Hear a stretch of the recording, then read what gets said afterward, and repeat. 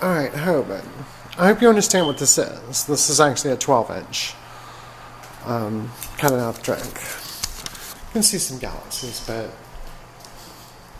it's very tiny compared to what I've seen through.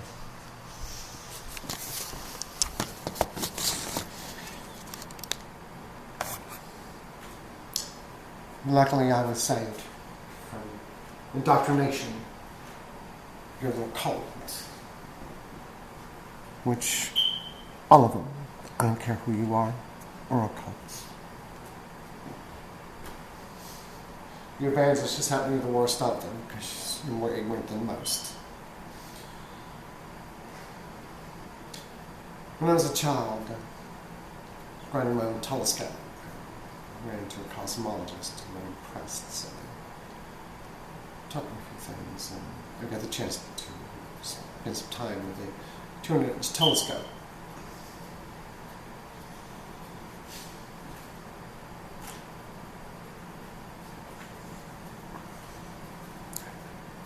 I sat in a chair and got to see through the eyepiece of a deep sky 200-inch telescope. That's observation, do you understand me? So, observed.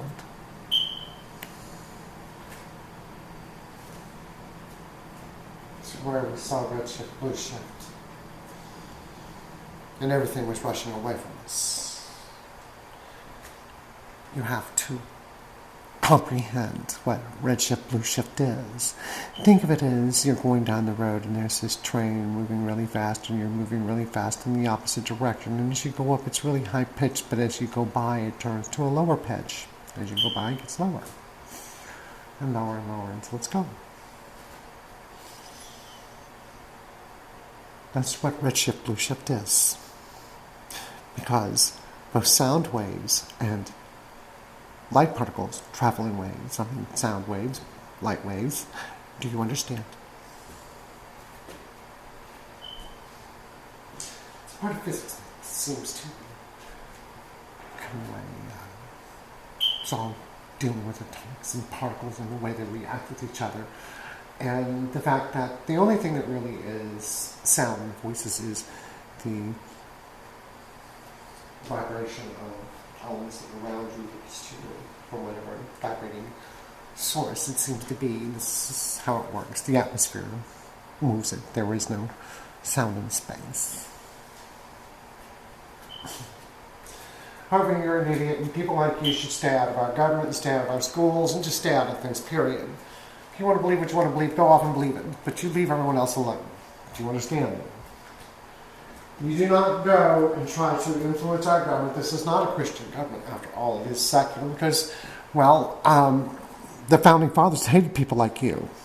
They despised you beyond anything. You figured that out yet, have you? Oh, and don't blame the Illuminati and the Freemasons and whatever. There's just another cult like you that you blame for everything. But see, people like me, I don't care about cults. I just want to see and observe and learn. And I did that quite well. Not really into evolution as much as some other things. The cosmology I was.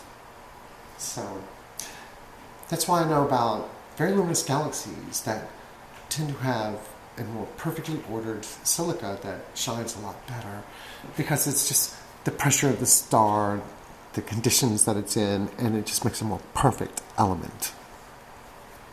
There's nowhere around us. We're more imperfect and dull and not very interesting. So when you think that some God poofed you out of air, which, thank you, that's stupid. And as far as the absolute nothing, well, there's something there to it, more likely. There's many possibilities. I have this idea that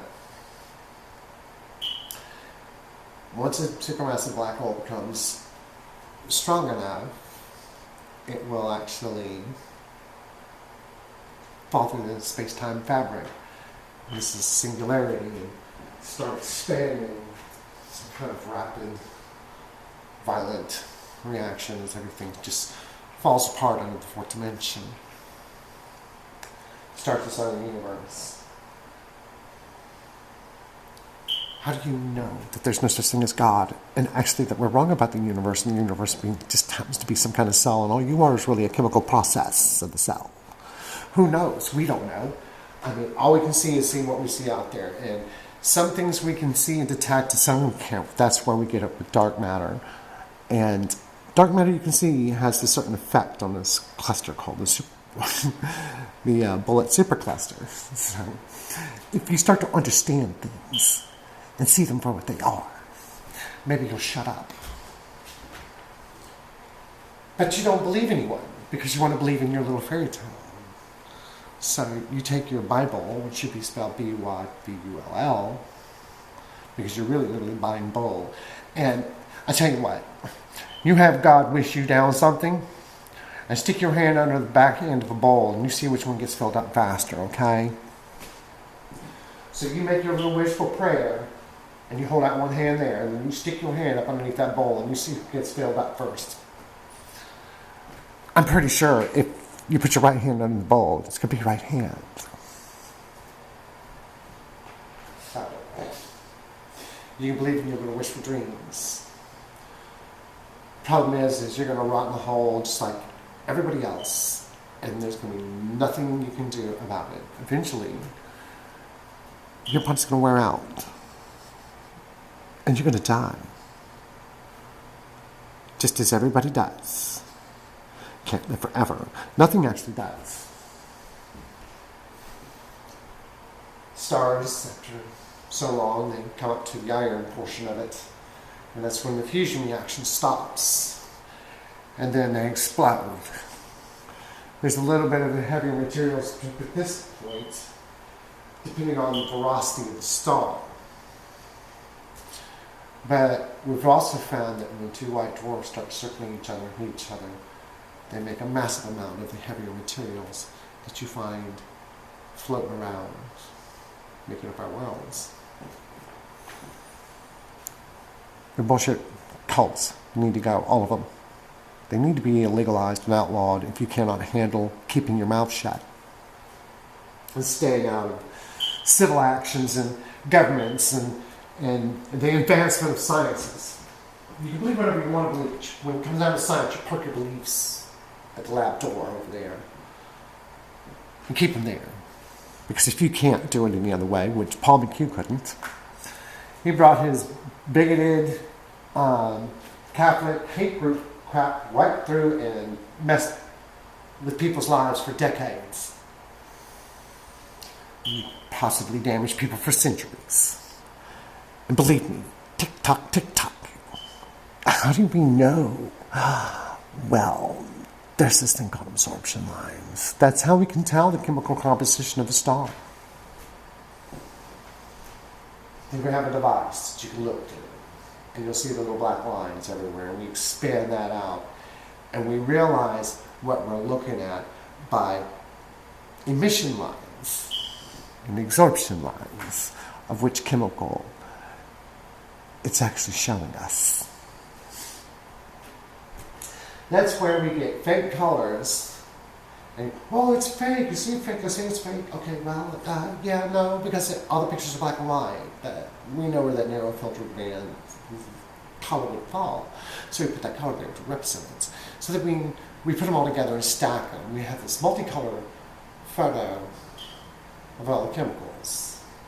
You don't care about the fact that you false color. No, it's so we can show the chemical composition of the universe.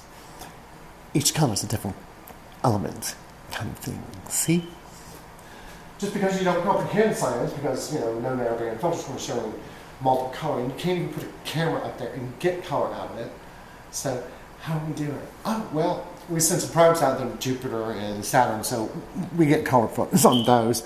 But you can't do it through a telescope. when you're just sitting there looking at it, you don't see the color, really. You see shades. But, well, you know, you haven't figured that out yet.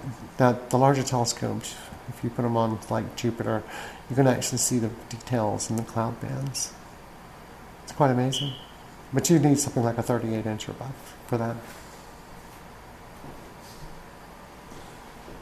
You don't really comprehend things well, Hovind. Inmate 0654-0217.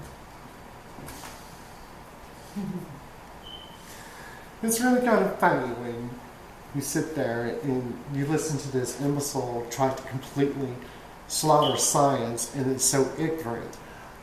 Does a dog have a dog? Okay, well, you realize there's a difference between like a beagle and a poodle, and German Shepherd and a Chihuahua, but for some reason, and get this, they can still make between each other, but they look so different. So that's specialization, that's macro evolution. Right there in front of your face, but you can't see this. The same thing with your chickens. They actually took one called a Cornish broiler and brought it to where it only lives for like 22 days from egg to slaughter. It's the lifespan of a bug. You don't understand things. Listen to me, buddy. The Big Bang has nothing to do with evolution of species. It has to do with the expansion that we see through a telescope of the universe around us. Do be quiet. And stuff that Bible up your rear.